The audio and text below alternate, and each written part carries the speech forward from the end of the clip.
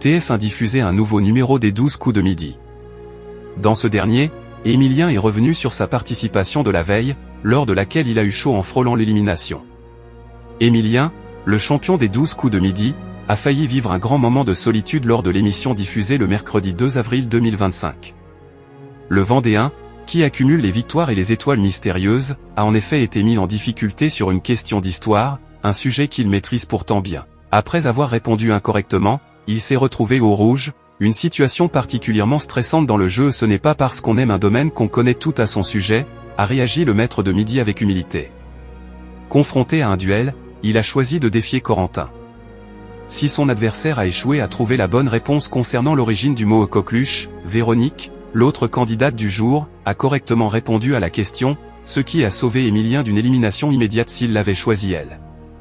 Emilien a eu une belle frayeur. Ce petit coup de panique n'a pas échappé à Jean-Luc Reichmann, qui est revenu sur cet incident le lendemain dans l'émission du jeudi 3 avril 2025. Avec son ton habituel, il a commenté « Il a pris un petit coup de chaud, un petit coup de soleil, un petit coup de je t'aime ». L'animateur a souligné combien la place de maître de midi peut être précaire, et a rappelé à quel point chaque décision compte dans cette aventure.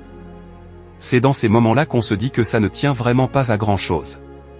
C'est une petite décision, ce sont des moments de chance. On se rend compte à quel point la place est fragile, a confirmé Emilien, soulagé d'être encore en compétition. Moi, je vous voyais partir, a ajouté Jean-Luc Reichmann. Les 12 coups de midi, Jean-Luc Reichmann salue l'attitude d'Emilien. Fort de cette expérience, Emilien poursuit son parcours dans les 12 coups de midi, et son attitude a été saluée par l'interprète de Léo Mattei. Je voulais vous féliciter pour votre fair play parce qu'hier on a vu les images en direct et vous avez été hyper fair play avec Véro, avec Corentin, avec tout le monde. C'est ça qui fait le sel des 12 coups de midi. Merci de nous avoir suivis. Si vous n'êtes pas encore abonné, veuillez vous abonner et activer la cloche des notifications pour ne rien rater.